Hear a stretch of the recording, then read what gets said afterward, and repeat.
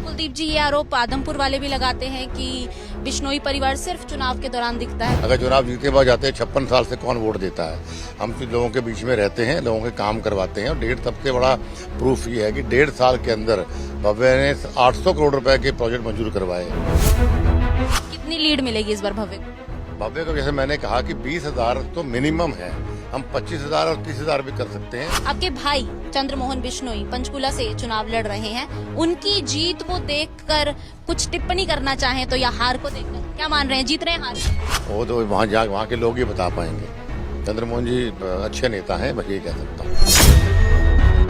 नमस्कार, आप देख रहे हैं पंजाब केसरी टीवी। मैं हूं आपके साथ रिंकी बत्रा। हरियाणा की राजनीति में 3 लालों का दबदबा रहा है, चौधरी देवीलाल, चौधरी भजनलाल और चौधरी बंसीलाल। भजनलाल परिवार से सांसद भी बनाए गए, विधायक भी बनाए गए। आदमपुर में इतना दबदबा है भजनलाल परिवार का कि चाहे वो किसी पार्टी से चुनाव लड़े, लेकिन विधायक तो हमेशा भजनलाल परिवार से ही कोई बनता है। इस वक्त मेरे साथ उनके बेटे कुलदीप बिश्नोई जी मौजूद हैं। सर, बहुत बहुत स्वागत है आपका। Thank you.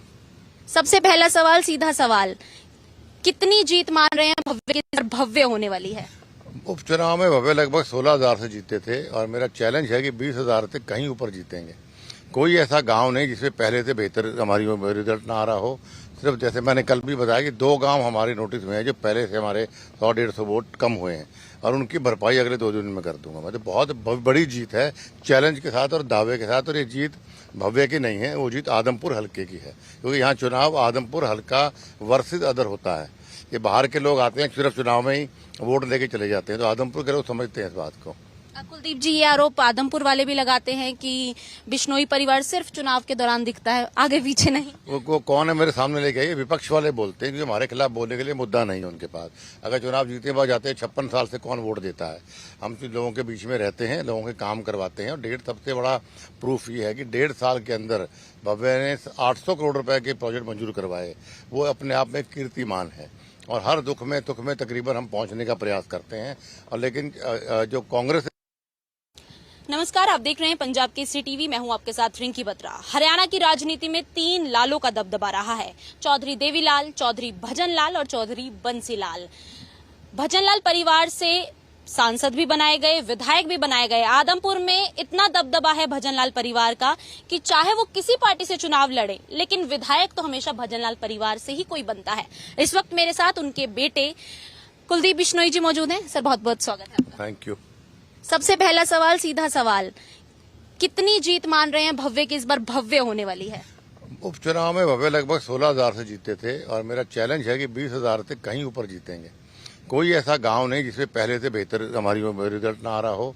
सिर्फ जैसे मैंने कल भी बताया कि 2 गांव हमारे नोटिस में हैं जो पहले से हमारे 100-150 वोट कम हुए हैं और उनकी भरपाई अगले 2 दिन में कर दूंगा। मतलब बहुत बड़ी जीत है, चैलेंज के साथ और दावे के साथ। और ये जीत भव्य की नहीं है, वो जीत आदमपुर हल्के की है, क्योंकि यहाँ चुनाव आदमपुर हल्का वर्सेस अदर होता है। ये बाहर के लोग आते हैं सिर्फ चुनाव में ही वोट लेके चले जाते हैं, तो आदमपुर के लोग समझते हैं इस बात को। कुलदीप जी, ये आरोप आदमपुर वाले भी लगाते हैं कि बिश्नोई परिवार सिर्फ चुनाव के दौरान दिखता है, आगे पीछे नहीं। वो कौन है मेरे सामने लेके आइए। विपक्ष वाले बोलते हैं कि हमारे खिलाफ बोलने के लिए मुद्दा नहीं है उनके पास। अगर चुनाव जीते बाद जाते हैं 56 साल से कौन वोट देता है। हम तो लोगों के बीच में रहते हैं, लोगों के काम करवाते हैं और सबसे बड़ा प्रूफ ये है कि 1.5 साल के अंदर भव्य ने 800 करोड़ रुपए के प्रोजेक्ट मंजूर करवाए। वो अपने आप में कीर्तिमान है और हर दुख में तुख में तकरीबन हम पहुंचने का प्रयास करते हैं। और लेकिन जो कांग्रेस के कैंडिडेट हैं, इस नॉमिनी चुनाव में उनकी टिकट अनाउंस होने से पहले कोई भी आदमी उनको नाम से भी नहीं जानता था। आज भी 90% हल्का उनको शक्ल से नहीं जानता है, तो कौन वोट देगा ऐसे आदमी जो कभी आया नहीं, कोई दुख सुख में शामिल हुआ नहीं, जब वहाँ कमिश्नर से कोई काम किए नहीं और आज सिर्फ जात पात की बात ये लोग करना चाहते हैं। इस बार कांग्रेस से पूर्व आईएएस अधिकारी मैदान में, चंद्र प्रकाश जी, क्या हम ये माने कि आपकी बहू भी कभी चुनावी मैदान में उतर सकती है जैसे आपकी पत्नी उतरी? नहीं, बिल्कुल, इसमें निसंदेह अगर कभी आने वाले समय परी चाहेगी तो हर हालत के अंदर उनको चुनाव लड़ना चाहिए। जनता से, हमारे लोगों से पूछ के उनको लड़वाएंगे, क्या दिक्कत। और छोटे बेटे? छोटा बेटा और बहू हमारी पॉलिटिक्स नहीं करना चाहते, वो अमेरिका में शिफ्ट हो गए हैं। अब बेटी मेरी बाहर ही है। अच्छा, चंद्र प्रकाश की दावेदारी कितनी मजबूत मान रहे हैं आदमपुर के लिए? कुछ नहीं है जी, बहुत मैं तो 20,000 कम बता रहा हूँ, क्योंकि जैसे मैंने कहा कि आदमपुर हल्के के लोग बहुत शाणे लोग हैं। ये हर चीज को समझते हैं, क्योंकि चौधरी भजनलाल जी के ट्रेन किए हुए हैं। ये जानते हैं कि भाई इनका विपक्ष वालों का काम सिर्फ आदमपुर हलके का भाईचारा खराब करने का है। इनको आदमपुर के सुख दुख से कोई सरोकार नहीं। चंद्र प्रकाश जी को जब यहाँ आए तो 55 गांव के नाम भी नहीं पता थे। आज भी मैं दावा है काफी हल्के के नाम भी आज भी नहीं पता होंगे, ना लोगों को जानते, ना कभी किसी के दुख सुख में आए। और जो आदमी हमारा नहीं हो सका, रामजीलाल जी का नहीं हो सका, वो आदमी जनता कैसे हो जाएगा। ना ये पहले आया कभी, और ये मेरा चैलेंज है, रिकॉर्डिंग रखना अपने पास। 8 तारीख के बाद फिर कभी आएगा भी नहीं। हर बार हमारे खिलाफ नया कैंडिडेट उतार देते हैं जो विपक्ष वाले, और वो नया कैंडिडेट आता है, वो झूठे वादे करता है, वोट लेके चला जाता है। 5 साल के बाद नया कैंडिडेट आता है, वो फिर झूठे वादे करता है। तो लोग समझते हैं कि भाई इलाके का भला अगर किसी ने किया तो चौधरी भजनलाल परिवार ने किया, और इस इलाके को भला कर सकता है चौधरी भजनलाल परिवार ही कर सकता है। लेकिन हम आज आदमपुर में आए हैं, सड़कें टूटी पड़ी हैं, मूलभूत सुविधाएं हैं। देखिए, आप भी जानते हैं, चूंकि आप रहते हैं आसपास, तो लोगों का यही कहना है कि जो मूलभूत सुविधाएं चाहिए आदमपुर को, जिला मुख्यालय बनने की तो है ही, लेकिन उसके अलावा भी कहीं है। ये सड़कें टूटी, सड़कें रिपेयर हो रही हैं, ये टूटी भी नहीं है। और किसी भी हल्के के अंदर 100% रोड सही नहीं होती है। जब अब जैसे सड़क हमारी ये बन रही है, सड़क बन रही है आपके सामने, अब इसमें हम चल रहे हैं, सड़क बन रही है ना ये। अब जब तक हम ये तैयार करेंगे, जो दूसरी बनाई होगी 6 महीने पहले, वो तो टूटनी शुरू हो जाती है। तो वी कीप रिपेयरिंग। 70 करोड़ रुपया चैलेंज के साथ रिकॉर्ड है हमारे पास, हमने ऑफिस में भी रखा हुआ है, ऑनलाइन भी डाला हुआ है। 70 करोड़ की सड़कें हमने आदमपुर हल्के में बनवाई और मंजूर कराई, इसमें काम चल रहा है।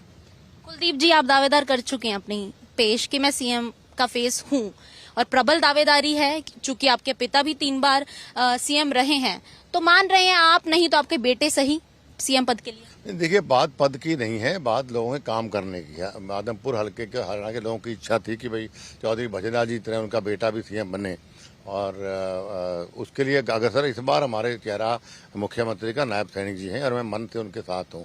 और मैं भी चाहूंगा कि मेरे पिताजी चाहते थे मेरा बेटा सीएम बने, तो मैं भी बाप होना चाहता हूं, मेरा बेटा भव्य भी आगे सीएम बने। इसमें क्या गलत है। कितनी लीड मिलेगी इस बार भव्य को? भव्य को जैसे मैंने कहा कि 20,000 तो मिनिमम है, हम 25,000 और 30,000 भी कर सकते हैं। एवरी डे हम गेन कर रहे हैं इस स्पीड से, ऐसे भी नहीं, स्पीड से गेन कर रहे हैं।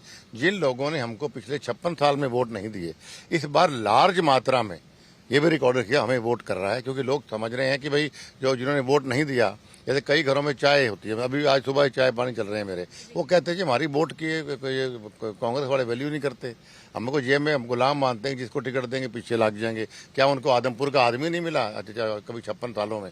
हर बार बाहर का आदमी भेजे थे। हमारी वोटों की गिनती नहीं, बार हम गिनती करा के दिखाएंगे, ये कहते हैं लोग। अच्छा, आखिरी सवाल मेरा यही है, इस बार हिसार लोकसभा से कांग्रेस को जो है वो लीड मिली थी, तो कारण क्या मान रहे हैं? देखिए, 2-3 कारण थे। एक तो टिकट गलत, मेन कारण था टिकट गलत बढ़ना। जो टिकट रंजीत सिंह जी को दी, वो एक ना तो लोकल कैंडिडेट थे, ना वो लोगों के चाहने वाले कैंडिडेट थे, ना और आउटसाइडर के, जैसे मैंने कहा चंद्र प्रकाश भी आउटसाइडर है, वो आउटसाइडर कैंडिडेट थे। दूसरा, कुछ कांग्रेस बीजेपी कैंडिडेट्स ने 1-2 कमेंट्स ऐसे कर दिए, लोगों की भावनाओं को ठेस पहुंची।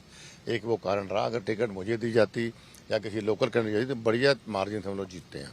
इस बार आप नहीं लड़ रहे चुनाव, कारण?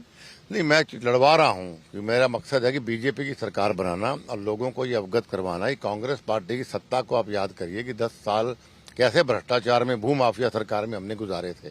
तो मैं लोगों को एजुकेट करता हूँ, और जो चौधरी भजनलाल जी के अनुयायी हैं या मेरे संघर्ष के ईमानदारी के साथी हैं, मैं उनके बीच में जा जाके उनको एजुकेट करके मेहनत कर रहा हूँ कि सरकार बने। अगर मैं खुद चुनाव लड़ता तो एक हल्के बंद के रह जाता। अब मैं काफ़ी हल्के करके आया हूँ बीच में। अब जैसे आज आदमपुर में हूँ, कल मैं नलवा में हूँ, फिर हारतिया गया, मैं कई हल्कों बहुत ले करके मैं आया हूँ। तो मैं फ्री हूँ, रहना चाहता था कि मैं सरकार बनाऊँ। अच्छा, सत्ता विरोधी लहर का तो किसी तरीके से खामियाजा नहीं भुगतना पड़ेगा भाजपा को? प्रो है, सत्ता के प्रो लहर है। एंटी इनकम्बेंसी का वर्ड जो है ये कांग्रेस यूज करती है। प्रो लहर है, क्योंकि बिना खर्ची बिना पर्ची के रोजगार मिलना। एक गरीब आदमी का बच्चा, जो गरीब आदमी पेट काट काट के अपने बच्चे को पढ़ाता है, फिर उसको टेंशन रहती थी कांग्रेस गवर्नमेंट में कि भाई नौकरी के लिए पैसे कहाँ से लाऊंगा बच्चों के लिए। नौकरियों नीलामी होती थी। आज उस गरीब आदमी घर पे डाकिया आके खुद चिट्ठी देगी आपके बच्चे की अपॉइंटमेंट लेटर। इस प्रकार और 24 की फसलें हमने एमएसपी में ले ली। हमने आई जो हमारा पर कैपिटल इनकम था वो 3 टाइम हुआ। 7 इंस्टीट्यूट थे हमारे पास, वो हमने 15 करके दे दिए। मतलब लाइन लंबी है विकास की। सबसे बड़ी बात क्या कि घोटाले नहीं हुए, कोई करप्शन को हमने कंट्रोल करने का किया। और हर आम जनमानस कहता है देखो हमारे कम से कम भ्रष्टाचार नहीं है, रोजगार में कम पैसे देने पड़ते नहीं हैं, अब किसानों को पर्याप्त मुआवजा मिलता है। मुआवजा कांग्रेस गवर्नमेंट में 6,000 प्रति एकड़ मिलता है, हम 15,000 देते हैं, तो नियरली 1.5 टाइम। तो बहुत लंबी लिस्ट है विकास की हम लोगों ने जो करी, और हम जो संकल्प पत्र लेके आते हैं उस संकल्प पत्र को हम इम्प्लीमेंट करते हैं, और पिछले वाला इम्प्लीमेंट करके नया दिया अगले संकल्प पत्र लेके आएंगे, उसको भी इम्प्लीमेंट करके दिखाएंगे। चूंकि आपके पास समय कम है लेकिन सवाल बहुत है हमारे, तो ये आखिरी सवाल मैं पूछने वाली हूँ। लोगों का भी यही सवाल था। आपके भाई चंद्रमोहन बिश्नोई पंचकुला से चुनाव लड़ रहे हैं, उनकी जीत को देखकर कुछ टिप्पणी करना चाहें तो, या हार को देखकर क्या मान रहे हैं, जीत रहे हैं हार रहे हैं? नहीं, देखो जी, मुझे नहीं, मैं पंचकुला गया नहीं, मुझे पता नहीं भाई साहब की क्या पोजीशन है वहाँ पे, वो तो वहाँ के लोग ही बता पाएंगे। चंद्रमोहन जी अच्छे नेता हैं, बस ये कह सकता हूँ। अच्छा, बहुत बहुत शुक्रिया सर आपका। तो ये थे कुलदीप जी हमारे साथ। काफी बिजी स्केड्यूल में इनका समय तो मिल पाया है, लेकिन इनका साफ तौर पर यही कहना है कि इस बार भव्य की उपचुनाव से भी ज्यादा भव्य जीत होने वाली है। और जैसा एक पिता अपने पुत्र के लिए सोचता है, ये भी यही सोचते हैं कि मेरा बेटा सीएम बने। कैमरामैन साहिब के साथ मैं रिंकी बत्रा, मंडी आदमपुर। नमस्कार। हमसे जुड़े रहने के लिए हमारे YouTube चैनल को सब्सक्राइब करें और नई वीडियो की नोटिफिकेशन के लिए बेल आइकॉन को दबाएं। अगर आप ये वीडियो Facebook पर देख रहे हैं तो लाइक जरूर करें और ज्यादा से ज्यादा शेयर करें। धन्यवाद।